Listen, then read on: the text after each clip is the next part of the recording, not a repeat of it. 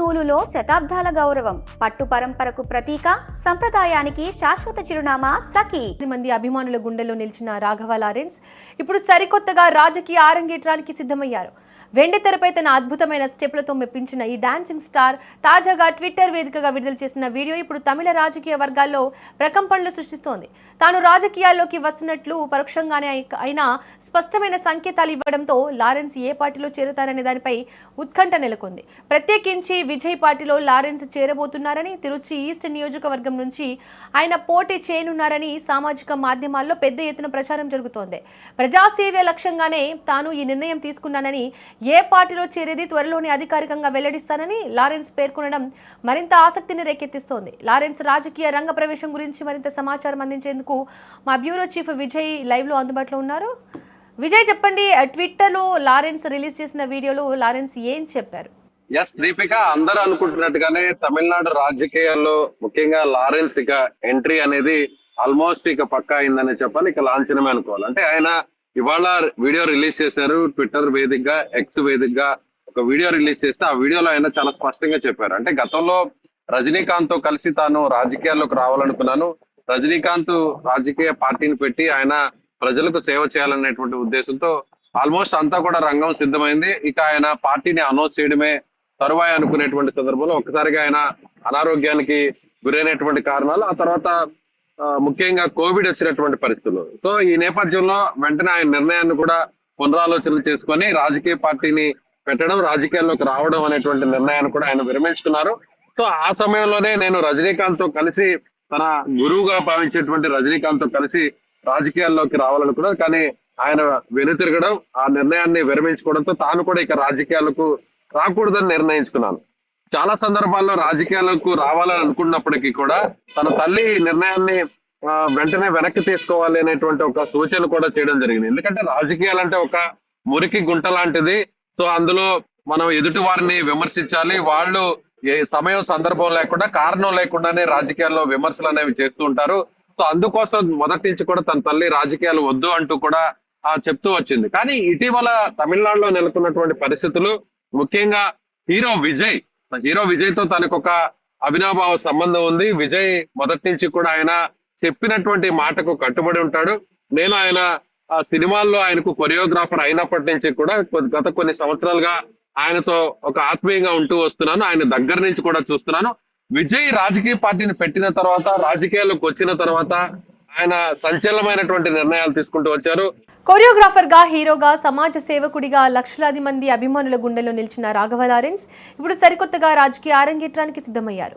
వెండి తెరపై తన అద్భుతమైన స్టెప్లతో మెప్పించిన ఈ డాన్సింగ్ స్టార్ తాజాగా ట్విట్టర్ వేదికగా విడుదల చేసిన వీడియో ఇప్పుడు తమిళ రాజకీయ వర్గాల్లో ప్రకంపనలు సృష్టిస్తోంది.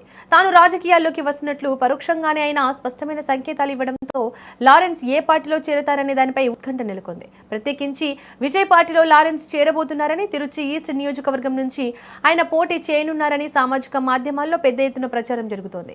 ప్రజాసేవ లక్ష్యంగానే తాను ఈ నిర్ణయం తీసుకున్నానని, ఏ పార్టీలో చేరేది త్వరలోనే అధికారికంగా వెల్లడిస్తానని లారెన్స్ పేర్కొనడం మరింత ఆసక్తిని రేకెత్తిస్తోంది. దీనికి సంబంధించి మరింత సమాచారాన్ని మా బ్యూరో చీఫ్ విజయ్ అందిస్తారు. విజయ్, చెప్పండి, ఇది వరకు లారెన్స్ ప్రజాసేవే లక్ష్యంగా ఎన్నో సేవా కార్యక్రమాలు చేశారు. ఇప్పుడు రాజకీయ ఆరంగేట్రం కూడా చేస్తున్నారు. ఇది తన వ్యక్తిగత ఆశయమా, లేకపోతే ప్రజాసేవే లక్ష్యంగా వస్తున్నారా? రాఘవ లారెన్స్ రాజకీయాల్లోకి రావడానికి దాదాపుగా ఆయన ఓకే చెప్పినట్టే. అయితే నిర్ణయాన్ని ప్రజలకు, అభిమానులకే వదిలేసినట్టుగా ఆయన ఒక వీడియోను కూడా ఇవాళ ట్విట్టర్ లో రిలీజ్ చేశారు. అంటే రజనీకాంత్ రాజకీయాల్లోకి రావాలనుకున్నప్పుడు తాను కూడా ఆయనతో కలిసి ప్రయాణించాలనుకున్నాను. తనకు గురువు లాంటి వ్యక్తి రజనీకాంత్. అయితే రజనీకాంత్ రాజకీయాల్లోకి రావాలనుకున్నప్పటికీ కరోనా పరిస్థితుల్లో ఆయన అనారోగ్య కారణంతో ఆ నిర్ణయాన్ని విరమించుకున్నారు. కానీ మొదటి నుంచి కూడా తనకు ప్రజాసేవ చేస్తున్నాను కాబట్టి దాదాపు 22 సంవత్సరాల నుంచి కూడా ఈ సేవలో ఉన్నాను. 60 మంది పిల్లలను చదివిస్తున్నాను. కొంతమందికి ఆపరేషన్స్ కూడా చేయించాను. కొంతమంది ట్రాన్స్జెండర్స్ కూడా నేను ఆర్థిక సహాయాన్ని అందించి వాళ్ళ జీవితాల్లో కూడా ఒక మంచి సపోర్టింగ్ గా నిలిచాను అంటూ కూడా చెప్పుకొచ్చారు. అయితే తన తల్లి మొదటి నుంచి కూడా రాజకీయాలకు వచ్చేటువంటి నిర్ణయాన్ని విరమించుకోవాలి. ఎందుకంటే రాజకీయాలంటే ఒక మురికి గుంట లాంటిది. అందులో ఎవరు కూడా నిస్వార్థంగా ఉండరు. అందరూ కూడా స్వార్థ ప్రయోజనాల కోసమే పనిచేస్తారు. కాబట్టి వద్దు అలాంటి రాజకీయాలంటూ కూడా మొదటి నుంచి లారెన్స్ చెప్తున్న దాని ప్రకారం తాను రాజకీయాల్లోకి రావాలనుకున్నటువంటి నిర్ణయాన్ని అభిమానులకు, ప్రజలకు వదిలేస్తున్నాను. అంటే అందరూ కూడా ఖచ్చితంగా రాజకీయాల్లోకి రావాలి అనేటువంటి ఒక కామెంట్ చేయడం కానీ, ఒపీనియన్ పోల్ లాంటిది నిర్వహించడం కానీ, అందరూ కూడా ఆ ఒపీనియన్ ఇస్తే, అంటే మెజారిటీ ప్రజల్లో అభిమానులు నేను రావాలని కోరుకుంటే ఖచ్చితంగా నేను వస్తున్నాను. ఎప్పుడు వచ్చేది, ఏ రాజకీయ పార్టీలో జాయిన్ అయ్యి అనేది తొందరలోనే నేను ఒక ప్రకటన ద్వారా కూడా రిలీజ్ చేస్తానని చెప్పుకొచ్చారు. అయితే విజయ్ గురించి ఆయనే ప్రస్తావించారు. విజయ్ తనకు ఒక ఆత్మీయంగా ఉండేటువంటి వ్యక్తి. మొదటి నుంచి కూడా విజయ్ తో నేను సినిమాలు చేస్తున్నప్పటి నుంచి ఇప్పటి వరకు కూడా అలాంటి ఒక మంచి రిలేషన్ కంటిన్యూ అవుతుంది. సో ఏ పార్టీలో చేరుతాను అనేటువంటి విషయాన్ని ఇప్పుడు క్లారిటీ ఇవ్వలేను, కానీ రాజకీయాల్లోకి అయితే మాత్రం రావాలనుకుంటున్నాను. రావాలనుకునేటువంటి ఆ నిర్ణయాన్ని కూడా తల్లి కూడా, ఆమె కూడా ఓకే చెప్పారు. మొదటి నుంచి రాజకీయాలు వద్దంటున్నటువంటి తన తల్లి ఇప్పుడు రాజకీయాలకు గ్రీన్ సిగ్నల్ ఇచ్చారు. కాబట్టి రాజకీయాల్లోకి రావడం అనేది నేను ఆల్మోస్ట్ డిసైడ్ అయ్యాను. కాకపోతే వద్దు లేదు, ఖచ్చితంగా రాజకీయాల్లోకి రావాలి అనేటువంటి విషయాన్ని అభిమానులే చెప్పాలి. అభిమానులు తమ కామెంట్స్ ద్వారా తమ ఒపీనియన్ ని సోషల్ మీడియా ద్వారా తెలియజేయాలంటూ కూడా లారెన్స్ చెప్పడం జరిగింది. దీపిక, విజయ్ తిరుచి ఈస్ట్ నుంచి పోటీ చేస్తారనే ప్రచారం జరుగుతోంది. దీనిపై లారెన్స్ ఏమైనా స్పందించారా?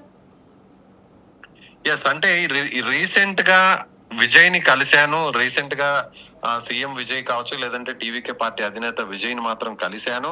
మొదటి నుంచి కూడా ఆయనతో ఒక మంచి అటాచ్మెంట్ ఉంది, రిలేషన్ ఉంది. విజయ్ ని ప్రజలు ఆశీర్వదించారు, అఖండ మెజారిటీతో గెలిపించారు అనేటువంటి విషయాన్ని చెప్పాడు. అంటే ఆయన చెప్పడం చూస్తే ఖచ్చితంగా టీవీకే పార్టీ ద్వారానే లారెన్స్ ముందుకు రాబోతున్నారు. ఇప్పుడు అంతేగాని లారెన్స్ సొంతంగా పార్టీ పెట్టి తమిళనాడులో ఆయన పోటీ చేసే పరిస్థితులు లేవు. విజయ్ తో ఉన్నటువంటి ఒక మంచి రిలేషన్. సో విజయ్ తో ఆయన ఆల్రెడీ విజయ్ పార్టీ పెట్టిన టైంలో కూడా, ఎన్నికలకు ముందు కూడా లారెన్స్ ఓపెన్ గా ఒక స్టేట్మెంట్ ఇచ్చారు. ఎవరు కూడా, సినీ ప్రముఖులు ఎవరు కూడా ఈ ఎన్నికలు జరిగేటువంటి టైంలో ఏ పార్టీకి ఇంత ఓపెన్ గా వచ్చి సపోర్ట్ చేసినటువంటి పరిస్థితి లేదు, ముఖ్యంగా విజయ్ విషయంలో. అలాంటిది సినిమా రంగానికి సంబంధించి కొరియోగ్రాఫర్ గా, డైరెక్టర్ గా, హీరోగా, యాక్టర్ గా ఒక మంచి గుర్తింపు తెచ్చుకున్నటువంటి రాఘవ లారెన్స్ ఎన్నికలకు ముందే విజయ్ కు సపోర్ట్ చేయాలి, విజయ్ ని గెలిపించాలి, విజయ్ కు ఒక ప్రజలందరూ కూడా ఆశీర్వదించాలి, ఇలాంటి మంచి వ్యక్తి రాజకీయాల్లోకి రావడం వల్ల ప్రజలకు మంచి జరుగుతుందని నేను నమ్ముతున్నానంటూ కూడా ఓపెన్ గా ఒక స్టేట్మెంట్ ఇచ్చారు. సో అప్పట్లోనే రాఘవ లారెన్స్ ఓపెన్ గా విజయ్ తో కలవబోతున్నారు, విజయ్ తో ఆయన ఎన్నికల తర్వాత పార్టీలో కూడా జాయిన్ అవ్వబోతున్నారు అనేటువంటి ఒక చర్చ నడిచింది.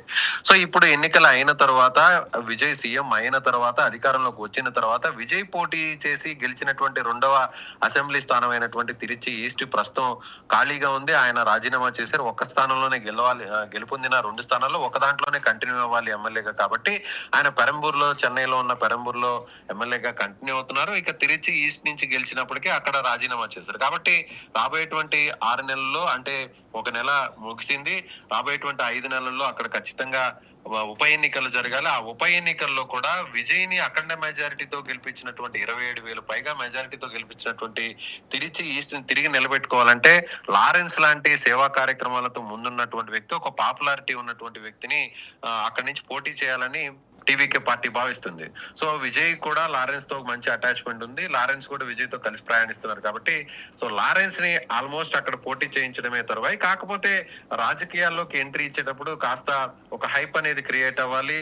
సో ఎందుకు రాజకీయాల్లోకి వస్తున్నాము, ఏ ఉద్దేశంతో వస్తున్నాము అనేది కూడా ఒక నిర్ణయాత్మకమైనటువంటి వ్యవహారాన్ని అంతా కూడా కాస్త ఆచితూచి చేయాలి. కాబట్టి ఇదంతా కూడా కట్టసిలో భాగంగా చేసేటువంటి క్రమంగానే మనం భావించవచ్చు. దీపిక, విజయ్ లారెన్స్ సినిమాలకు పూర్తిగా దూరం అవబోతున్నారా, లేదంటే సినిమాలను ఇటు రాజకీయాలను బ్యాలెన్స్ చేసే అవకాశం ఉందా?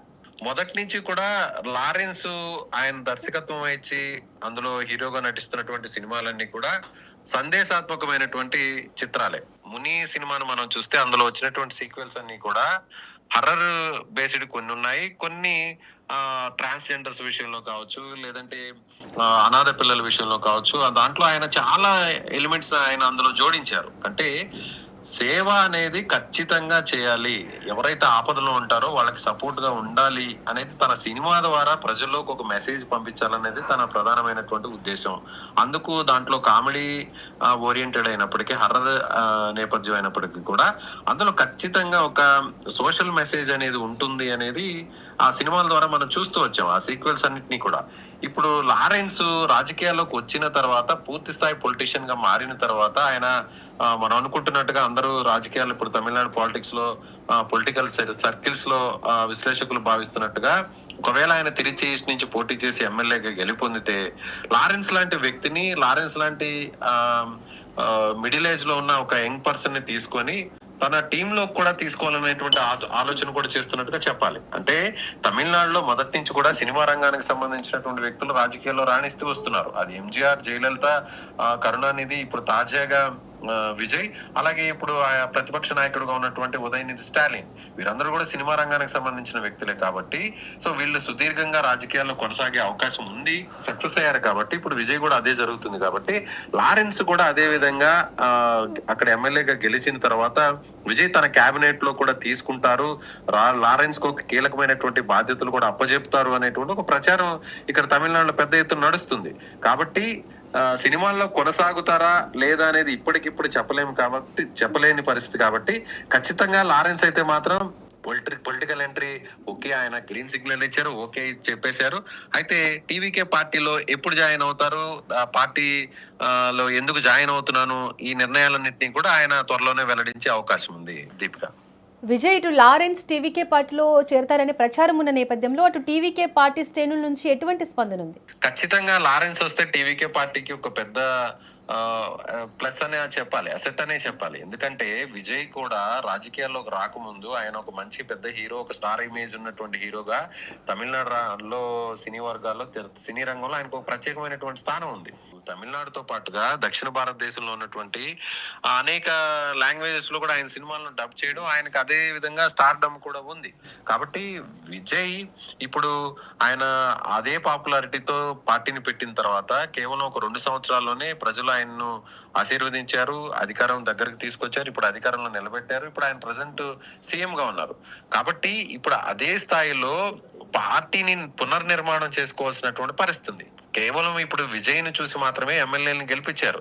అయితే ఇప్పుడు ఒక రాజకీయ పార్టీగా పూర్తి స్థాయిలో పరిణితి చెందాలి, పరిణితి చెందినటువంటి పార్టీగా మారిన తర్వాత సుదీర్ఘకాలం రాజకీయాల్లో కొనసాగి సక్సెస్ అవ్వాలంటే మాత్రం ఖచ్చితంగా గ్రౌండ్ లెవెల్ నుంచి పార్టీ నిర్మాణం అనేది జరగాలి. అంటే ఒక పాపులారిటీ కేవలం ఒక విజయ్ తో బేస్ చేసుకుంటేనే కాదు, నాయకత్వం ఉన్న నాయకులు రావాలి, నాయకత్వ లక్షణాలు, సక్సెస్ఫుల్ లీడర్స్ రావాలి, సీనియర్స్ రావాలి, పొలిటికల్ ఎక్స్పీరియన్స్ ఉన్నటువంటి నాయకులు రావాలి. రాజకీయంగా పూర్తి స్థాయిలో ఆ పార్టీని నిలబెట్టాలంటే ఇలాంటి వ్యక్తులను కూడా తన పార్టీలో జాయిన్ చేసుకోవాల్సినటువంటి అవసరం ఉందనేది ఇప్పుడు టీవీకే పార్టీకి సంబంధించిన నాయకులు చెప్తున్నారు. సో విజయ్ ఒక్కడే కాకుండా అన్నా డిఎంకే పార్టీలో ఉన్నటువంటి కొంతమంది సీనియర్ మాజీ మంత్రులు కూడా ఆయన పార్టీలోకి తీసుకున్నారు. రీసెంట్ గా చూస్తే కొంతమంది రాజకీయ నాయకులు, షణ్ముఖం లాంటి నాయకుల్ని, కొంతమంది నాయకులు కూడా ఆయన పార్టీలో జాయిన్ చేసుకున్నటువంటి పరిస్థితి చూసాం మనం. విజయ్ భాస్కర్ లాంటి నాయకుల్ని, మాజీ మంత్రుల్ని. అంటే ఇప్పుడు విజయ్ పార్టీ మీద పూర్తి స్థాయిలో కాన్సన్ట్రేట్ చేస్తున్నారు, పార్టీని పూర్తి స్థాయిలో ఆయన నిర్మాణం చేయడానికి ప్రయత్నిస్తున్నారు. అందులో భాగంగానే అన్నా డిఎంకే సంబంధించిన సీనియర్ నాయకులు ఆ పార్టీకి రాజీనామా చేసి తన పార్టీలో జాయిన్ చేసుకుంటున్నారు. ఇప్పుడు లారెన్స్ లాంటి సినీ ప్రముఖులను కూడా నిస్వార్థంగా సేవారంగంలో ఉన్నటువంటి నాయకులు తీసుకురావడం వల్ల కూడా పార్టీకి అది ప్లస్ గా మారుతుంది అనేది ఇప్పుడు అటు విజయ్ తో పాటు టీవీకే పార్టీకి సంబంధించినటువంటి శ్రేణులందరూ కూడా ఆలోచన చేస్తున్నారు. కాబట్టి ఈ సక్సెస్ఫుల్ కాంబో అనేది తిరుచి నుంచి స్టార్ట్ చేయాలనేది ఇప్పుడు ఆ పార్టీ చేస్తున్నటువంటి ప్రయత్నంగా చెప్పవచ్చు. దీపిక, మొత్తానికి రాఘవ లారెన్స్ రాజకీయ ప్రవేశంపై తమిళనాడు రాజకీయాల్లో ఆసక్తికర చర్చ మొదలైంది. ఆయన ఏ పార్టీలో చేరుతారు, ఏ నియోజకవర్గం నుంచి బరిలోకి దిగుతారు అన్నది ఇప్పుడు హాట్ టాపిక్ గా మారింది. పూర్తి వివరాలు మనకు త్వరలోనే తెలియనున్నాయి.